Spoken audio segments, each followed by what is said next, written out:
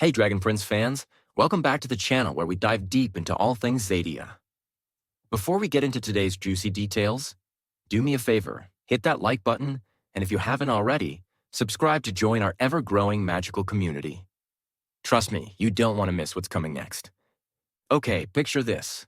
You're at a wedding. Everything's going perfectly. Beautiful vows, emotional speeches, the works. But suddenly, just as the bride is about to kiss the groom, a dragon swoops in, and all hell breaks loose.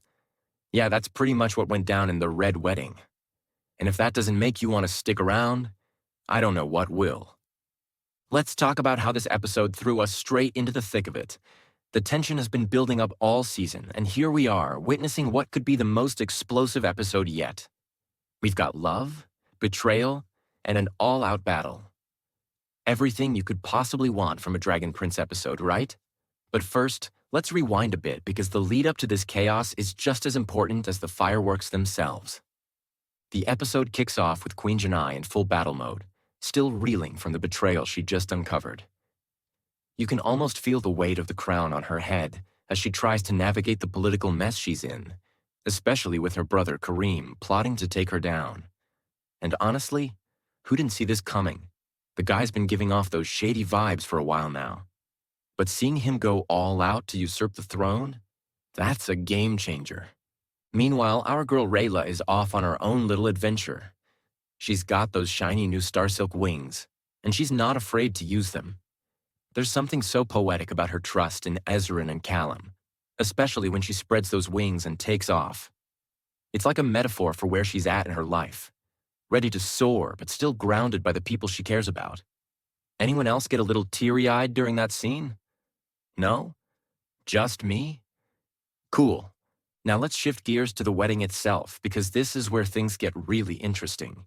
Janai and Amaya's wedding was supposed to be a moment of unity, a symbol of love conquering all. But in true Dragon Prince fashion, nothing ever goes according to plan. The ceremony starts off beautifully, with all the Sunfire Elf traditions on full display. There's the blessing of the sun, which, by the way, is totally interrupted by some suspiciously timed clouds. Foreshadowing much? And then there's the infamous Sunfire wedding cake. I mean, who wouldn't want to taste a cake that supposedly tastes like actual fire? Sign me up. But just as the vows are being exchanged, you can feel the tension ratchet up a notch. And let's be real, we all knew something bad was going to happen. This show loves to keep us on our toes.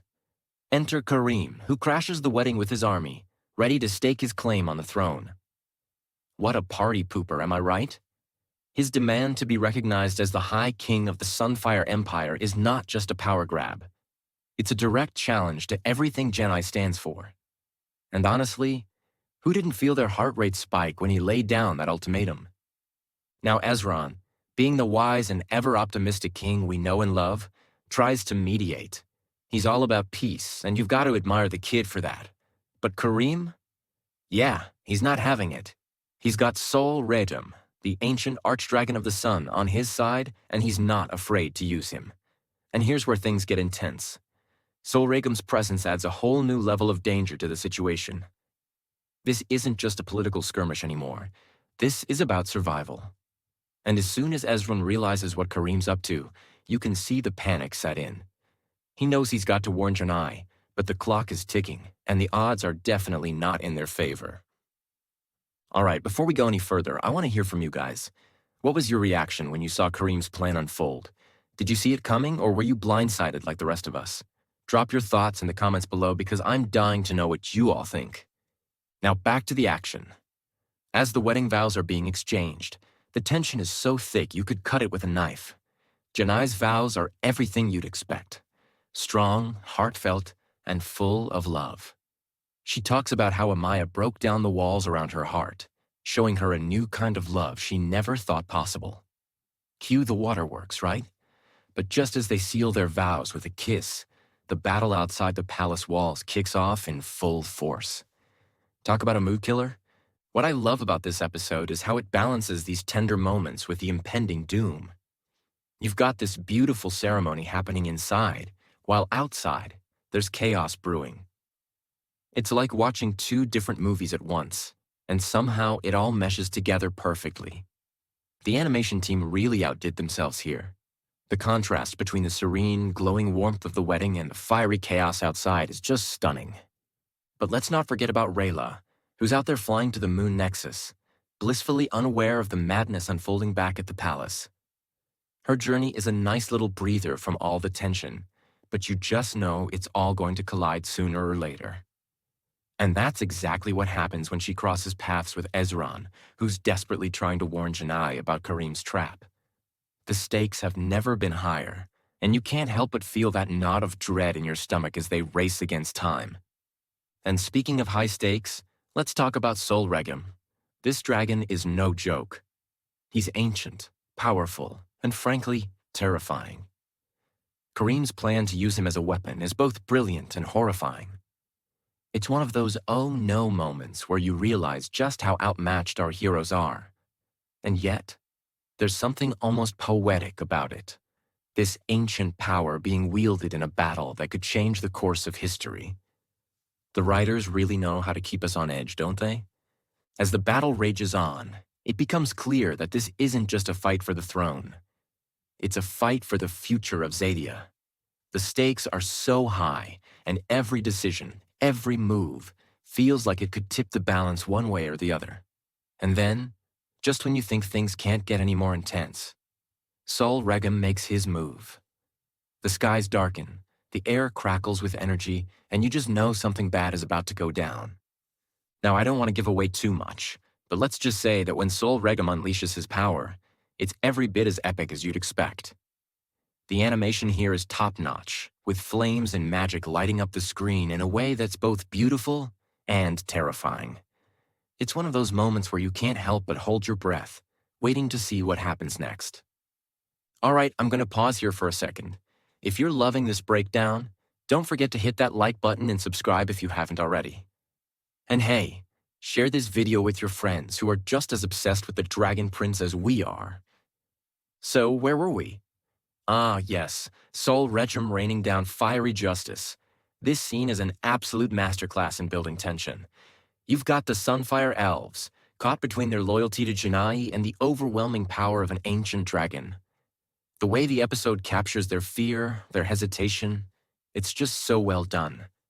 And then, in the midst of all this chaos, you've got Janai herself, torn between fighting for her people and protecting the ones she loves.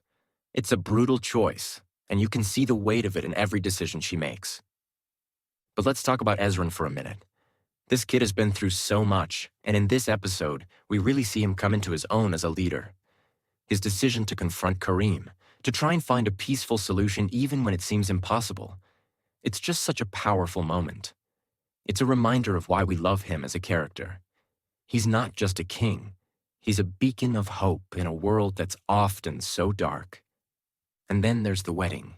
Despite everything happening outside, despite the chaos and the danger, Janai and Amaya choose to go through with it.